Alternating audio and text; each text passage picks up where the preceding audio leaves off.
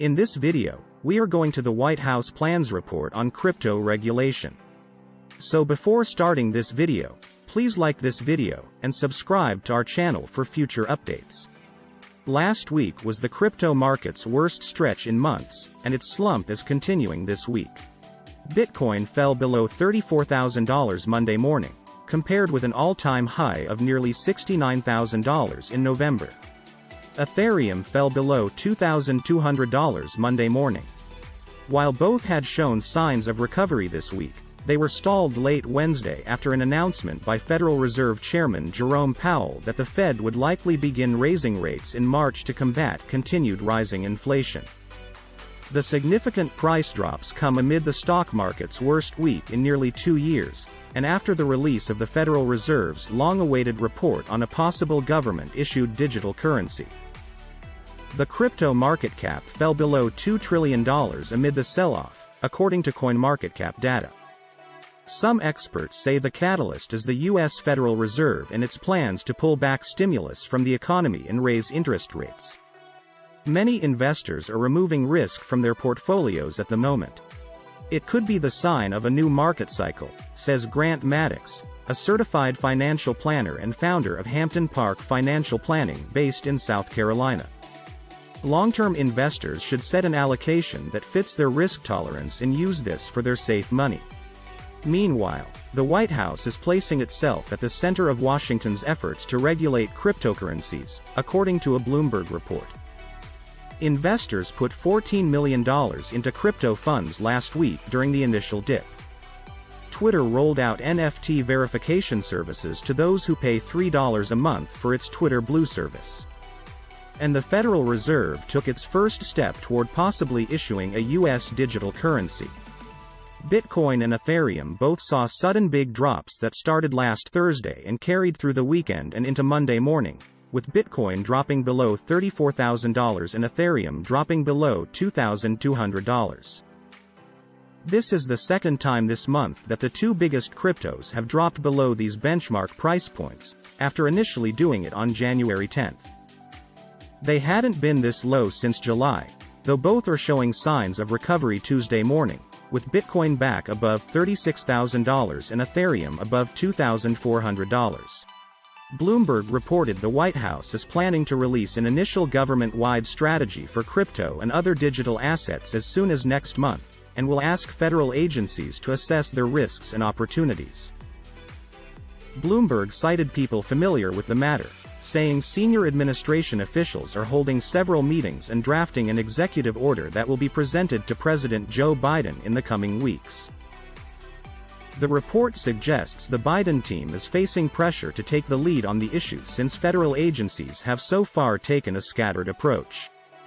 Around $14 million of new investor money flowed into cryptocurrency funds for the week ending on January 21st, according to a CoinShares report Monday.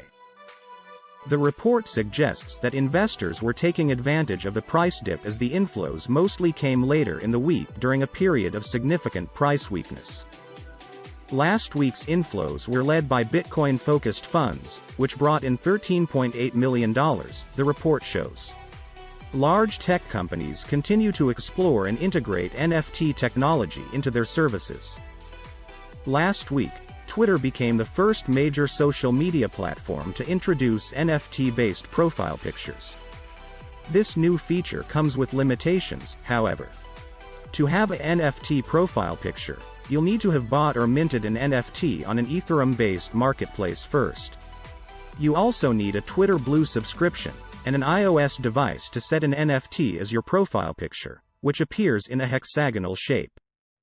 A lot of people, including Elon Musk, have taken to Twitter to express their frustrations with the new feature. In a tweet, Musk said, "Twitter is spending engineering resources on this BS while crypto scammers are throwing a spambot block party in every thread." The Fed released a long-awaited report exploring the pros and cons of government-issued crypto, but ultimately took no position on the matter. Instead, they're asking the public to weigh in. Through May 20, 2022, the Fed is asking Americans to provide public comment on the possible rollout of a digital dollar. A central bank digital currency, CBDC, would essentially be a digital form of cash, issued and backed by America's central bank. The US isn't the only country exploring or launching its own CBDC. Central banks all over the world, from China to Sweden, are experimenting with the adoption of digital currencies.